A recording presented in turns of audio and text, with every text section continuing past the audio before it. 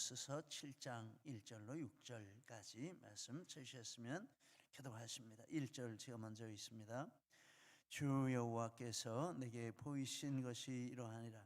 왕이 풀을 벤 후 풀이 다시 움돋기 시작할 때에 주께서 메뚜기를 지으심에 메뚜기가 땅의 풀을 다 먹은지라. 내가 이르되 주 여호와여 청하건대 사하소서.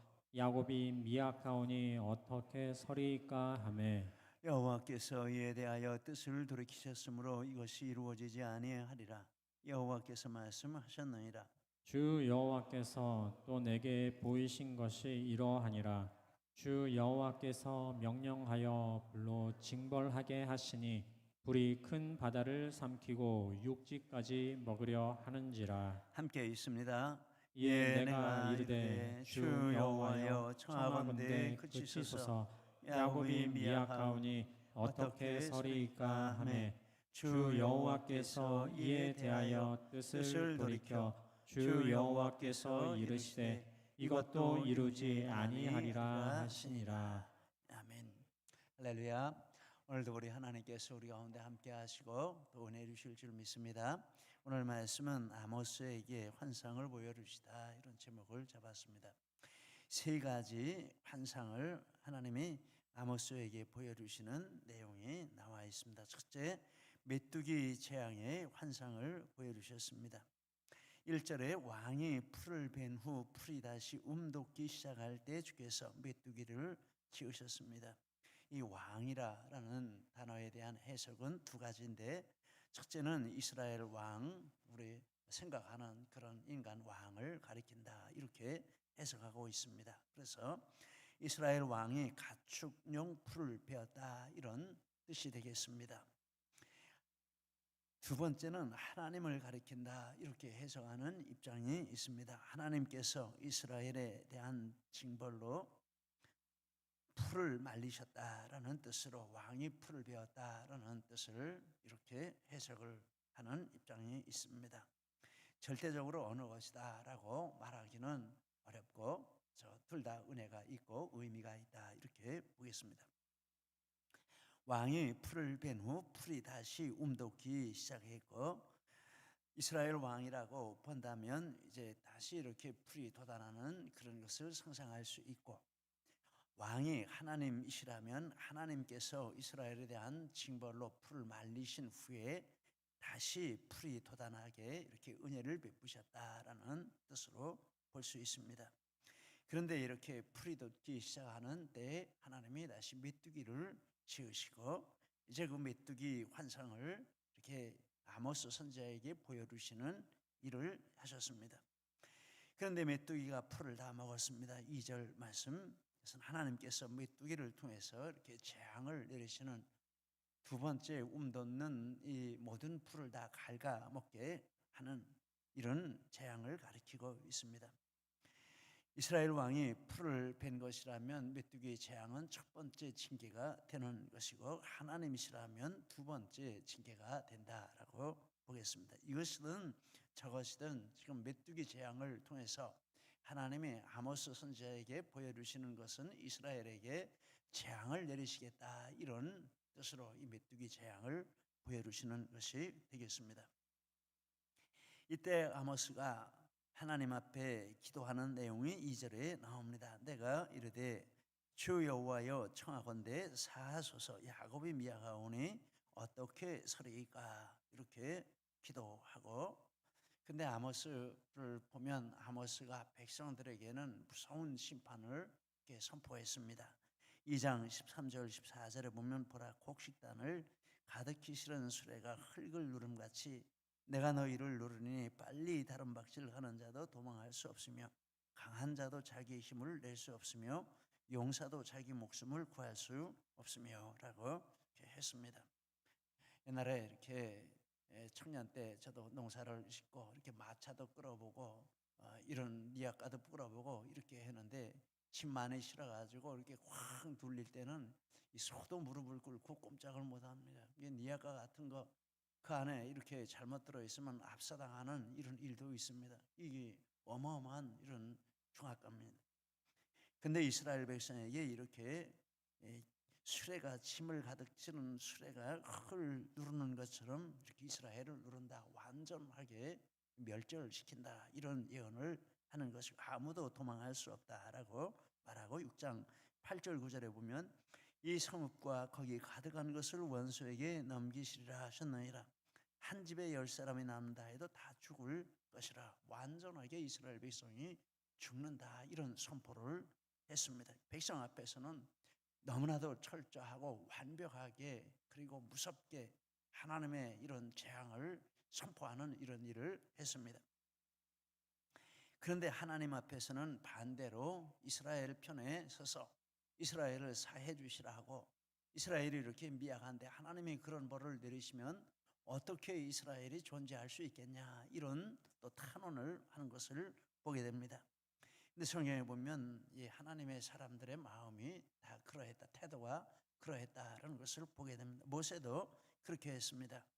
이스라엘이 금송아지 숭배를 할 때 출애굽기 32장 27절에 보니까 너희는 각각 허리에 칼을 차고 진 이문에서 저문까지 왕래하며 각 사람이 그 형제를, 각 사람이 자기의 친구를, 각 사람이 자기의 이웃을 죽이라. 제한을 두지 않고 죄진 자들은 다 쳐서 죽이라. 그러니 모세를 이스라엘 백성들이 보면 살인자라고 볼 것입니다. 저렇게 무지막지하게 아무리 죄를 졌다고 해도 그래도 사람을 죽인다니 이게 있을 수 있는 일인가? 제한도 안 두고 죽인다니 있을 수 있는 일인가? 이 때문에 3,000명이 죽었다, 이런 기록이 성경에 나와 있지 않습니까? 어마어마한 사람이 죽었습니다. 오늘날 이런 일이 있다면 이거는 완전히 살인자이죠. 국제 재판소에 넘겨져서 정말 몇천 년 형을 받고 살인자로서 이렇게 영원히 기억에 남을 그런 자가 될 것입니다. 그런데 모세가 이스라엘 백성에게 그렇게 죄 지은 백성에게 이렇게 엄격하게 철저하게 이렇게 죄를 책망하고 책임을 묻는 징벌을 내리는 이런 일을 했지만 하나님 앞에서는 자기 목숨을 걸고 충보하는 이런 일을 했다라는 것을 보게 됩니다. 출애굽기 32장 32절에 이렇게 앞에 사람을 죽이고 나서 그 다음에 이제 하나님 앞에 가서 기도하는 내용이 저기 나옵니다. 이제 그들의 죄를 사시옵소서. 그렇지 아니하면 원하건대 주께서 기록하신 책에서 내 이름을 지워려 주옵소서. 천국에 안 들어가도 괜찮으니 이 민족을 구해 주십시오. 이렇게 한 것으로 볼 수 있습니다. 하나님 내 목숨 취하셔도 괜찮으니 이 민족을 구해 주십시오. 참 이 선지자의 이런 두 면이 이제 이렇게 하나님의 백성들의 이 두 면이 이렇다라는 것을 보게 됩니다. 근데 가짜 선지자는 반대로 합니다. 사람 앞에서는 사람의 비위를 맞추고 잘한다 하고 괜찮다 하고 제자도 괜찮다 하고 관계를 안 깨뜨리려고 하고 이렇게 합니다. 근데 하나님 앞에서는 책임을 안 집니다. 이 얼마나 무서운 일입니까? 사람 앞에서 엄하게 책망을 할 때, 또 책망을, 죄에 대해서 책망을 받을 때 그걸 미워서라 이렇게 생각하지 마시기 바랍니다. 우리 중에 그런 일들도 있을 수 있겠지만 이게 참 마음이라라고 이렇게 받으면 맞습니다. 그렇게 받고 정말 하나님의 마음을 가지기 때문에 이렇게 책망을 한다라고 들으면 맞습니다. 저는 그렇게 하지도 못합니다. 그런 말도 못합니다. 그런데 이게 진짜 마음에 있는 그런 내용입니다. 사람 앞에서는 정말 죄를 책망하고 하나님 앞에서는 그를 위해서 내가 죽어도 좋습니다. 이런 마음을 가지고 있는 게 참 선지자의 자세다라고 하겠습니다. 그래서 하나님께서 뜻을 돌이켜서 이 메뚜기 재앙을 내리지 않으셨고 3절 말씀 참 아모스의 중보가 힘이 있다라는 것을 보게 됩니다. 하나님이 계획하셨는데 아모스가 기도하니까 그래 알았다 이렇게 하고 수습을 하셨습니다. 두 번째 불재앙의 환상을 보여주신 내용이 4절에서부터 6절에 나오고 있습니다. 불이 큰 바다를 삼키고 육지까지 먹으려 했습니다. 4절 불은 메뚜기보다 더 강력한 재앙을 의미한다라고 이렇게 해석을 합니다. 4절은 이스라엘이 적의 침략으로 완전히 이렇게 파괴될 것을 가리킵니다. 이 불이 바다를 삼키고 육지까지 먹는다라는 것은 이스라엘 전체를 이 적군이 파멸하는 이것을 상징적으로 나타내는데 이사야 66장 16절에 보니까 여호와께서 불과 칼로 모든 혈육에게 심판을 베푸신 즉 여호와께 죽임 당할 자가 많으니라. 이 불은 심판을 의미하는데 이건 절대적인 하나님의 이런 큰 심판을 가리킨다라고 했습니다. 그런데 아모스가 메뚜기 환상 때와 같이 하나님께 그 계획을 그치시기를 간구한 내용이 5절에 나오고 6절에 보니까 하나님이 또 그 뜻을 돌이키셨다라고 말씀합니다. 하나님은 아모스와 같이 백성을 위해 충고하는 자를 찾으신다, 이런 생각을 해보게 됩니다. 큰 중보자는 예수님이시고 우리는 각자의 자리에서 작은 중보자의 사명을 감당해야 할 줄 믿습니다. 기도의 자리에 오셔서 영혼 구원을 위해서 눈물을 흘리며 기도하시는 분들이 계시고, 또 믿음이 약한 지체들을 위해서 이렇게 붙들고 기도하시고 그들의 영혼을 붙들어주고 강하게 하려고 애쓰는 이것이 중보인 줄 믿습니다. 넓게는 교회를 위해서 또 나라와 민족을 위해서 중보하는 이런 일들이 많이 있을 때 하나님이 그 중보를 기뻐하시고 또 하나님이 이렇게 집행을 위해 하시는 이런 일도 있다는 것을 우리가 볼 수 있습니다. 우리 교회는 중보하는, 세상을 위해서 중보하는 교회로 이런 사명도 있는 줄 믿습니다. 그래서 나만 위해서 기도하는 게 아니라 정말 영혼 구원을 위해서 기도하고 이 성읍을 위해서 기도하고 나라와 민족을 위해서 기도하고, 어떤 이야기를 들을 때 이게 교회의 사명이고 또 우리 하나님의 백성이 충고하는 사명이라 이렇게 생각을 하게 됩니다. 세 번째, 우리가 읽지는 않았지만 다림줄 재앙의 환상을 보여주신 게 7절 9절에 나오고 있습니다. 아모스에게 무엇을 보느냐 물으시고 아모스는 다림줄을 봅니다. 8절에 말합니다. 하나님께서 손에 다림줄을 잡고 싹은 담 곁에 서 계시는 것을 이렇게 아모스가 환상으로 보았습니다. 다림줄은 건물을 삐뚤지 않게 짓고자 이렇게 쓰는 곧고 굽지 않은 이런 줄입니다. 이렇게 밑에 줄을 달아가지고 위에서 이렇게 달아내리면은 이 건물이 지금 삐뚤어져 있는지 바로 지어 있는지 이거 알 수 있죠. 지금 뭐 다른 기구들로 이렇게 하지만 옆으로도 이렇게 볼 때도 그렇고, 만약에 이렇게 삐뚤어져서 육안으로 볼 때 바른데 삐뚤어져 갔으면은 10층 20층 지면은 그 건물은 무너지고 말겠죠. 다림줄을 쫙쫙하게 해서 처음부터 바르게 이렇게 쌓아가야 높은 건물도 이렇게 쌓을 수 있고 오래 갈 수 있다라고 하겠습니다. 그런 것을 이렇게 보고 있는데 하나님께서 이렇게 쌓은 담 곁에 다림줄을 잡고 이렇게 서 계시니까 그걸 이렇게 재보시는 것입니다. 이 지금 담이 삐뚤어졌나 안 삐뚤어졌나 이걸 재보고 계시다라는 것입니다. 그런데 하나님이 이 다림줄을 이스라엘 가운데 둔다 8절에 말씀하시고, 즉 이렇게 상징적으로 다림줄을 담 곁에 대고 이렇게 서 계신 것은 이제 이 다림줄로 이스라엘을 재보신다라는 뜻입니다. 다림줄은 하나님의 말씀이죠. 즉 하나님의 이 말씀을 이스라엘에게 엄격하게 이제 적용을 하시겠다. 그래서 잘못된 부분이 있으면 용서하지 않으시고 심판하신다라는 뜻입니다. 8절 말씀입니다. 열왕기하 23장 13절에 보니 내가 사마리아를 잰 줄과 아합의 집을 다림 보던 줄을 예루살렘에 베풀고 사람이 그릇을 씻어 엎음같이 예루살렘을 씻어 버릴지라. 이렇게 다림줄에 이렇게 비유를 가지고 이렇게 이 북왕국을 벌한 것을 말씀하시고 남왕국도 그렇게 하나님의 말씀의 기준으로 엄격하게 적용해서 벌하겠다 이렇게 말씀을 하고 있으십니다. 하나님께서 이스라엘에게 내리시는 벌이 나와 있습니다. 9절에 이삭의 산당들이 황폐하게 되고 성소들이 파괴된다라고 했습니다. 우상 숭배와 관련된 이 모든 것들을 이렇게 하나님이 파괴하시고 멸하신다라고 말씀하십니다. 칼로 여로보암의 집을 치신다라고 했습니다. 북이스라엘을 적군의 손에 넘겨 멸하게 하시고 그 말씀대로 주전 722년에 북왕국 이스라엘이 아수르의 멸망을 당했고, 아수르가 혼혈 정책을 펴서 이렇게 후대가 없도록 이렇게 만들어서 다른 민족하고 다 섞어가지고, 그래서 북왕국 10지파는 씨가 사라지고 말았습니다. 완전히 혼혈되고 민족이 다 사라지고 말았습니다. 나머지 지금 2지파가 지금 이스라엘 민족을 형성하고 있는 것이죠. 참 무서운 이런 심판을 받았습니다. 새 환상을 이렇게 하나님이 보여주셨습니다.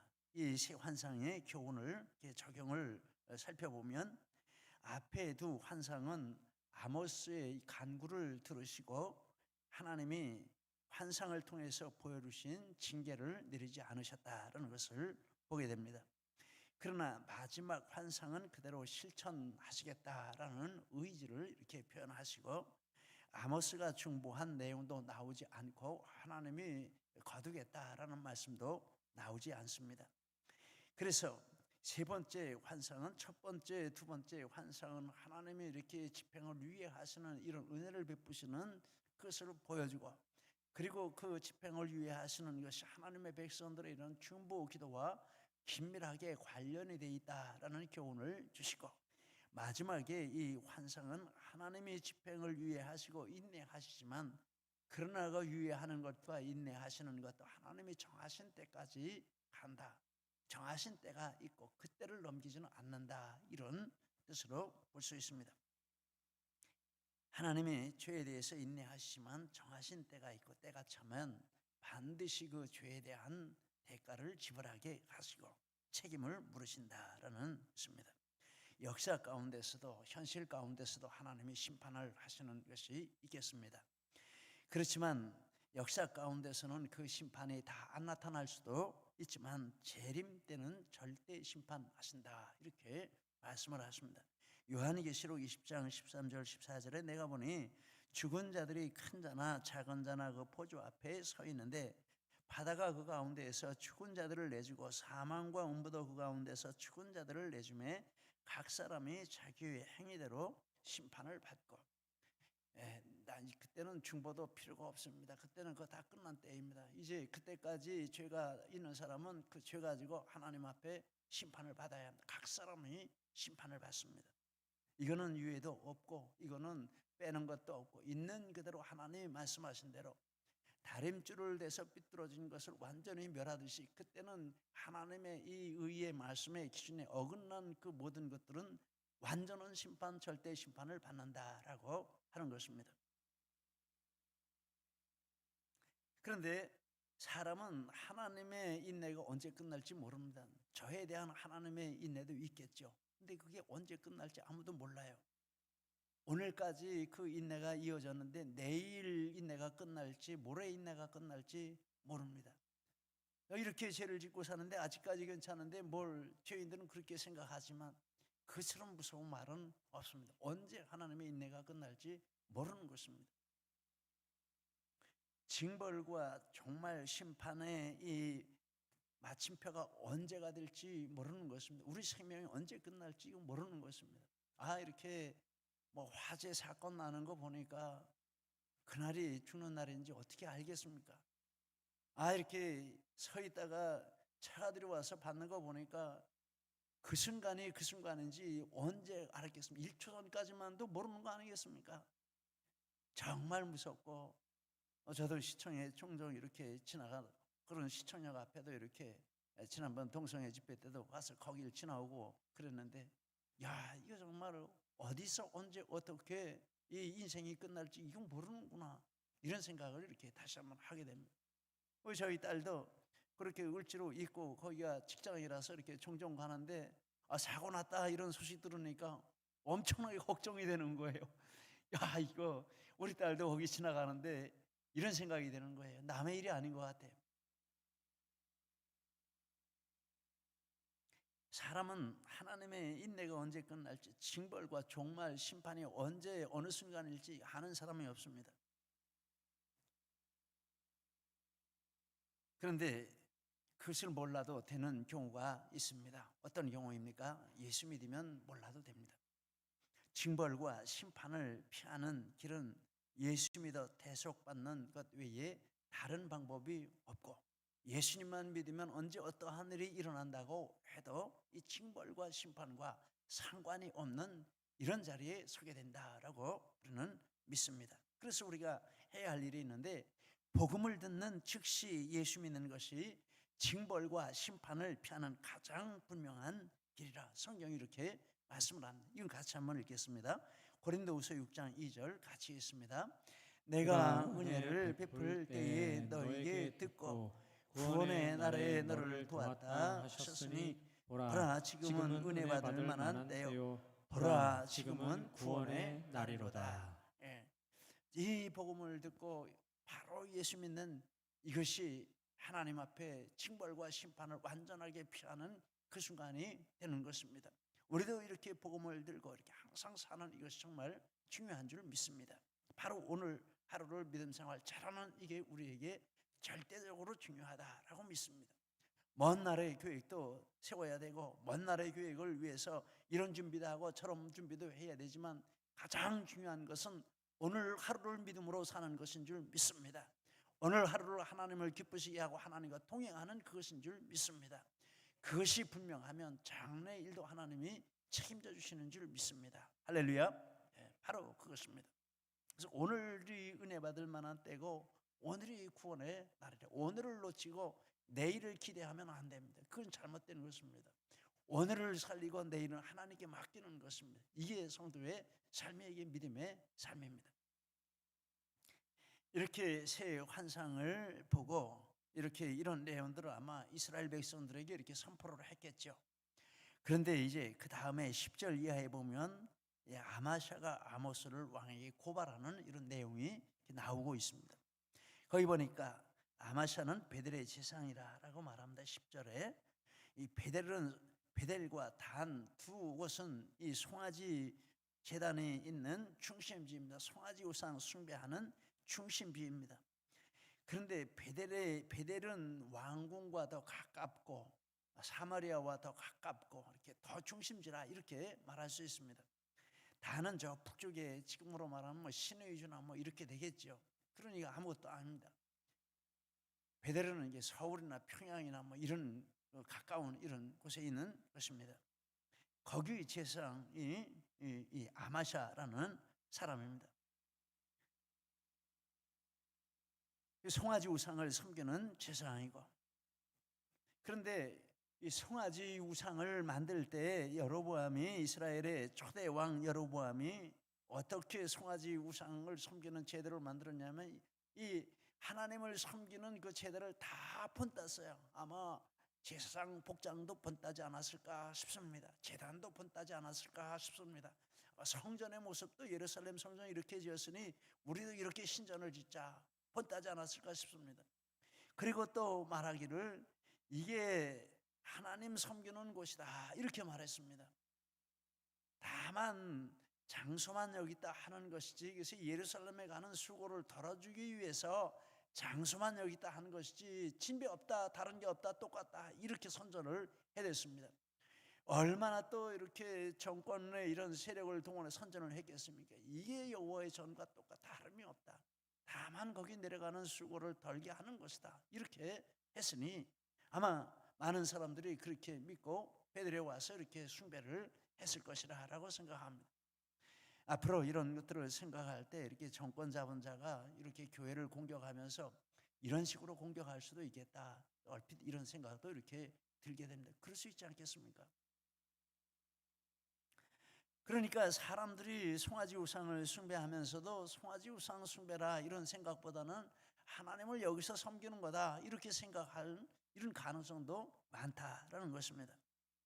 그리고 이 아마샤는 자기가 또 정통 제사장이라 그런 걸 아는 것으로 이렇게 양심적으로 알지라도 아마 자기 체면을 했을 수도 있습니다. 우리가 정통 제사장이지, 우리가 정통 종교지 이렇게 자기 체면을 했을 수도 있습니다. 왜? 그래야 자기 마음이 안정이 되고 양심이 눌러지니까.